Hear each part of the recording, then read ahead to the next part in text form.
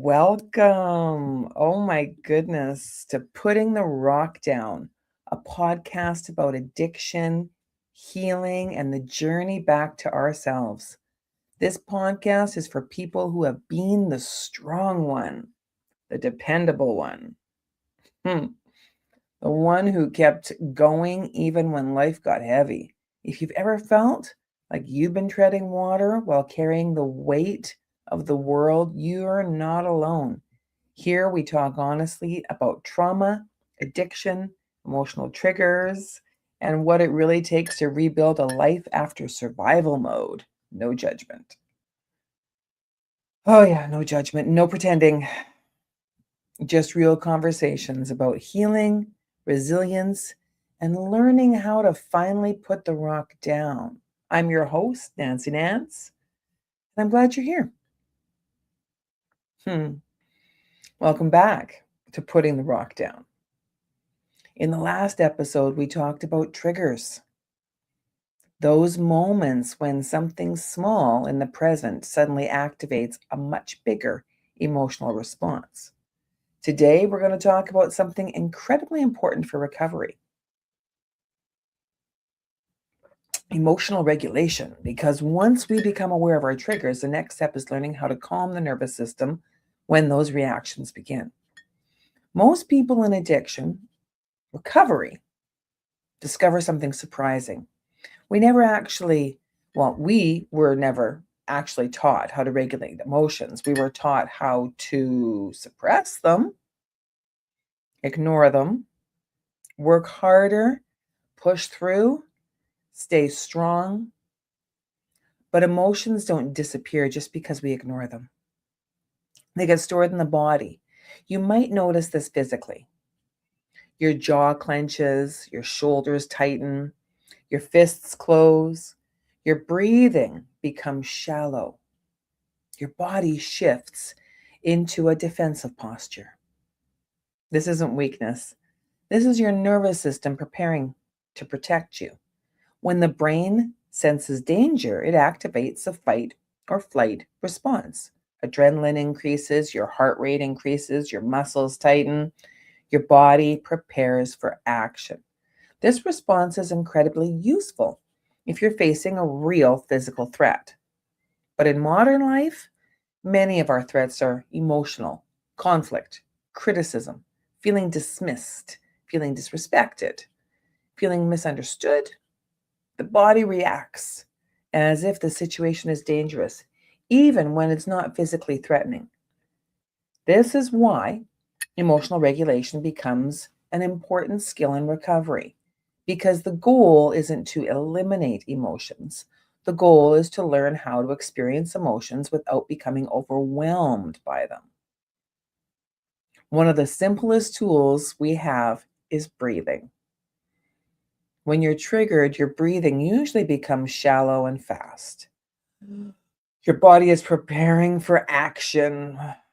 But when you slow your breathing and lengthen your exhale, you send a signal of safety back to the nervous system. Try something simple. Take a slow breath in through your nose, then exhale slowly through your mouth. Make the exhale longer than the inhale and repeat that a few times. You may notice your shoulders begin to relax. Your heart rate begins to slow. Your body begins to shift out of survival mode. Another helpful practice is what therapists sometimes call a body check. Pause for a moment and ask yourself, where am I holding tension right now? Is my jaw tight? Are my shoulders raised? Are my hands clenched? Simply noticing these things can help release some of the tension your body is holding. Recovery is not just mental, it's physical. The body has to relearn safety. Movement can also help regulate emotions. Going for a walk, stretching, exercising, spending time outside. These activities help the nervous system release built up stress. Sleep, hydration, and nutrition also play a role in emotional regulation. If we're exhausted, dehydrated, or overloaded with caffeine and sugar, our nervous system becomes much more reactive.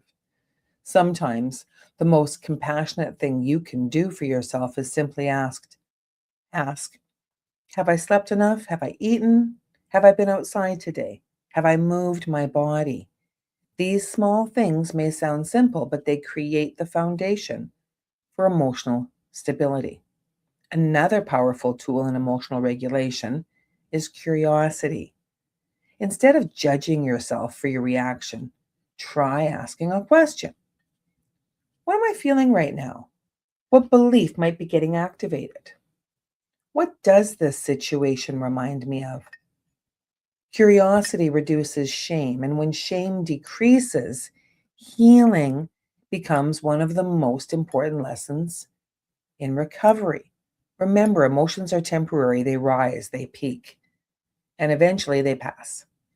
But when we try to suppress them or escape them through substances or addictive behaviors, they tend to return stronger.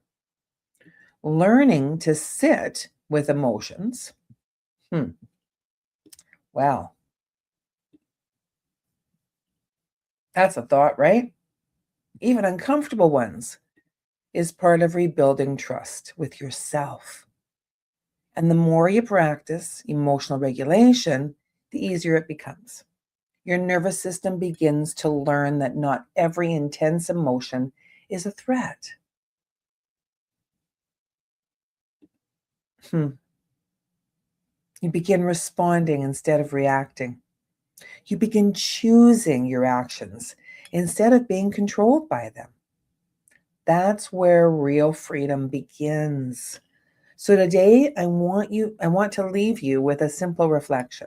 The next time you feel emotionally triggered, pause and ask yourself 3 questions. What am I feeling? Where do I feel it in my body?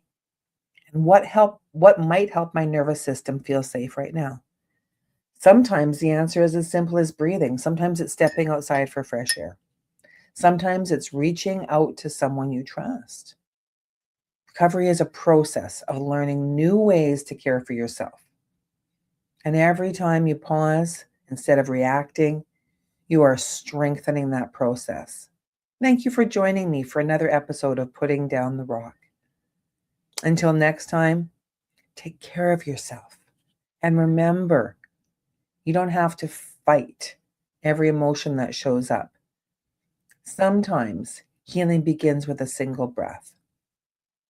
I'm Nance. I'm the author of Choose Joy, A Survivor's Guide for Hope. Thank you for spending this time with me today. Recovery isn't about perfection. It's about awareness, growth, and showing up for your life, one day at a time. If something in this episode resonated with you, share it with someone who might need to hear it. And remember, you don't have to carry everything alone. Sometimes the strongest thing you can do is put the rock down. Until next time.